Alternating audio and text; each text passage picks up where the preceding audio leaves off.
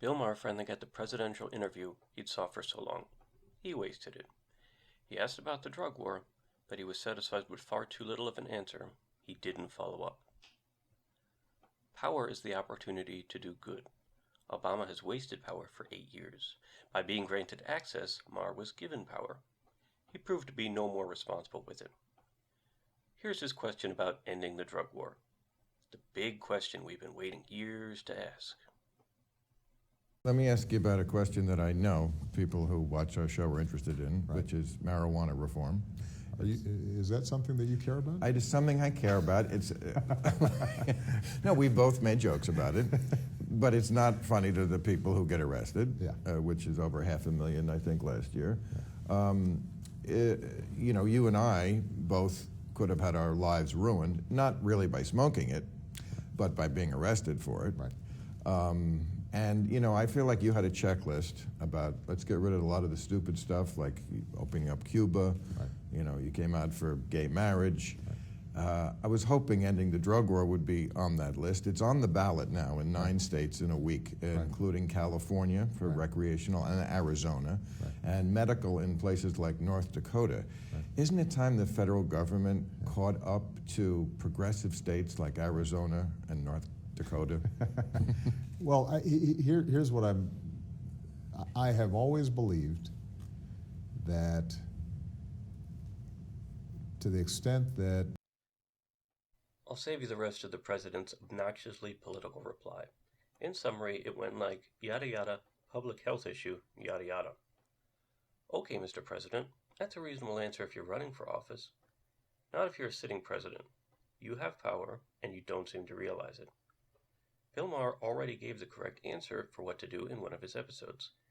He said the power of the pardon must be used. He even cited the Ronald Reagan amnesty precedent for using a mass pardon. I was left screaming. Why no follow-up question, Bill? Why not just ask him why the hell he can't just pardon? Of course, the majority are held in state as opposed to federal prisons, but there are still about 11,500 people in federal prison for marijuana. I'm sure they and their families would appreciate a pardon. Far more importantly, I'm sure that those in state prisons and jails would appreciate the pardon from the governors over whom you have influence.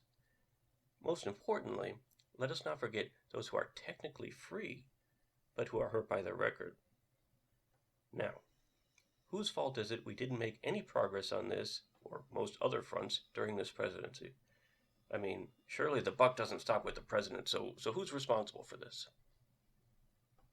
I think we ask too little of the public. Politicians, of course, are always kissing up to the public and saying things like, if we only had a government as good as the people. Right. But the people aren't very well informed.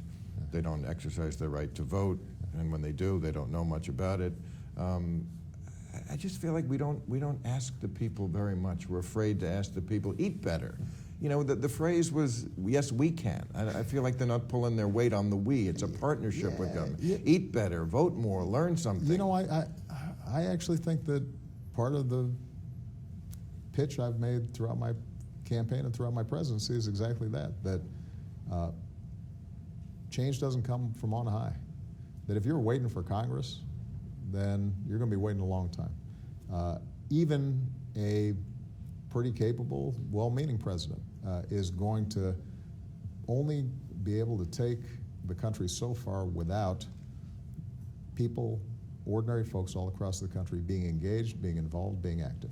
I constantly quote Louis Brandeis, who said the most important office in a democracy is the office of citizen. It's not president, it's not senator, it's not mayor. Not a day has gone by where I've regretted not voting for this man.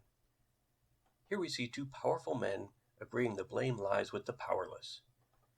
Jimmy, do you have any comment on this? Let's get friend of the show Jimmy Dore in on this. Yeah, I knew it was people with no money and no power. I knew it wasn't corporations I knew it wasn't. I wasn't the trade deals that were set up by the elites. I knew it was regular people not willing to pay more money. I thought that's what it was. Of course it was the people with no money and no power. I knew it had to be the people with no money and no power. They're responsible for this. Let's use this as a teaching moment if we can. When you vote for a president, You're voting for or against their policy positions first and foremost. But that's not the end of the story. Strength matters. If someone thinks drug use should be no more than a health issue, but they're not willing to fight, then what good are they? They'd be better to retire from political life and find a career that doesn't require any passion. Don't let anyone tell you the ability to get things done is the ability to compromise and deal or know the system. No, it's the ability to give a shit. Do you think if I were president, I would let a single day go by without using the power of the pardon to hammer away at the prison industrial complex? Would you?